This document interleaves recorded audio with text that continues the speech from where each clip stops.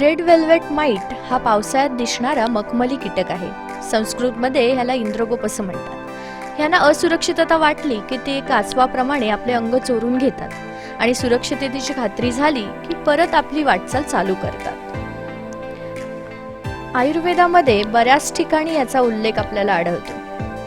इंद्रगोप सकाशमार्तवम शुद्ध मादिशेत, म्हणजे ज्या स्त्रीच्या मासिक धर्मातील रक्ताचा रंग ह्या कीटकाप्रमाणे दिसतो ते शुद्ध म्हणजे विकाररहित मानले जाते.